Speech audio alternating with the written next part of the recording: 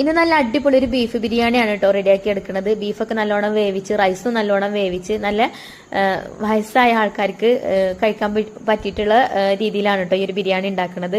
ഉപ്പാക്ക് വേണ്ടിയിട്ട് സ്പെഷ്യലായിട്ടാണ് ഉണ്ടാക്കുന്നത്. അപ്പോൾ ഞാനൊരു 2.5 കിലോ ബീഫ് വാങ്ങിച്ചിട്ടുണ്ടായിരുന്നു. ബീഫ് കഴുകി ഒരു പാത്രത്തിൽ വെള്ളം ചോരാനായിട്ട് വെച്ചിട്ടുണ്ട്. പിന്നെ അതാ അതിലേക്കുള്ള സവാള, തക്കാളിയൊക്കെ തൊലി കളഞ്ഞൊക്കെ റെഡിയാക്കി, സവാള ഇതാ ഞാൻ സ്ലൈസറും ഇട്ടിട്ട് ഒന്ന് സ്ലൈസ് ചെയ്തെടുത്തിട്ടുണ്ട്. പിന്നെ ബീഫിലുള്ള വെള്ളമൊക്കെ ഒന്ന് ചോർന്ന് വന്നതിന് ശേഷം കുക്കറിലിട്ടിട്ട് ഒന്ന് വേവിച്ചെടുക്കുകയാണ് കേട്ടോ. അപ്പോൾ ബീഫ് കുക്കർക്ക് ഇട്ട് കൊടുത്തിട്ടുണ്ട്. അതിലേക്ക് മഞ്ഞൾപ്പൊടിയും കറിവേപ്പിൻ്റെയും ഉപ്പും ഇട്ടിട്ട് വേവിച്ചെടുക്കുന്നുണ്ട്.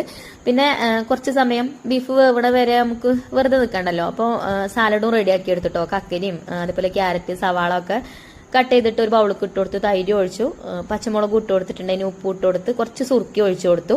അങ്ങനെ സാലഡ് റെഡിയാക്കി എടുത്തിട്ടുണ്ട്. ഇനി ഇതാ ബീഫൊക്കെ ആ ഒരു സമയമൊക്കെ ആയപ്പോഴത്തേന് വന്നിട്ടുണ്ട്. ഇനി അടുപ്പ് കത്തിക്കാണ് കേട്ടോ. അപ്പോൾ അടുപ്പത്താണ് നമ്മൾ ബിരിയാണി ഉണ്ടാക്കുന്നത്. ഈ വിറകടുപ്പിൽ ഉണ്ടാക്കുന്ന ബിരിയാണിക്ക് അല്ലെങ്കിലും ടേസ്റ്റ് കൂടും.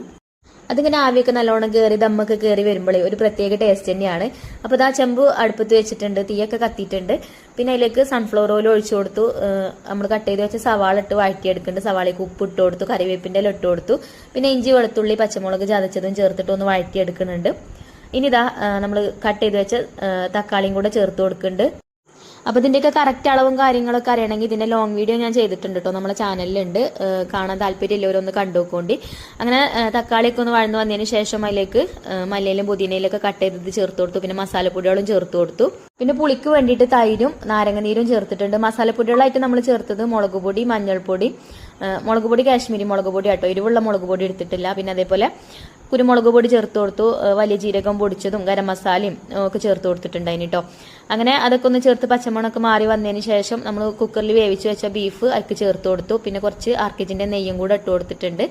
പിന്നെ കുറച്ചും കൂടെ മല്ലിയിലും പുതിനയിലും കട്ട് ചെയ്തത് ഇട്ട് കൊടുത്തിട്ടോ. അങ്ങനെ മസാല സെറ്റ് ആയിട്ടുണ്ട്. പിന്നെ ആ അടുപ്പത്ത് തന്നെ നമുക്ക് റൈസ് വേവിച്ചെടുക്കാനുള്ള വെള്ളവും വെച്ചിട്ടുണ്ട്. അപ്പം ഇന്ന് തിളപ്പിച്ചൂറ്റിയിട്ടാണ് ബിരിയാണി ഉണ്ടാക്കുന്നത്.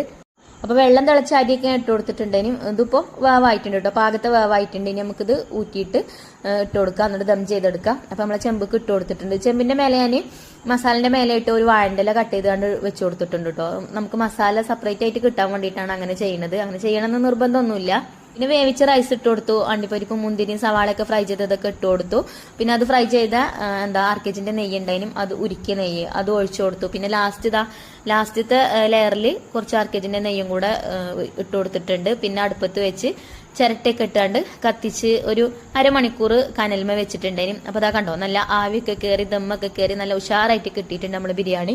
അരമണിക്കൂറേ ദം ചെയ്തെടുത്തിട്ടുള്ളൂ കേട്ടോ. അങ്ങനെ ഇതാ അടിപൊളി സെറ്റ് ബീഫ് ബിരിയാണി റെഡി ആയിട്ടുണ്ട്. അപ്പോൾ വീഡിയോ ഇഷ്ടപ്പെട്ടാൽ ലൈക്ക് ചെയ്യാനും ഷെയർ ചെയ്യാനും മറക്കരുത്. Thank you.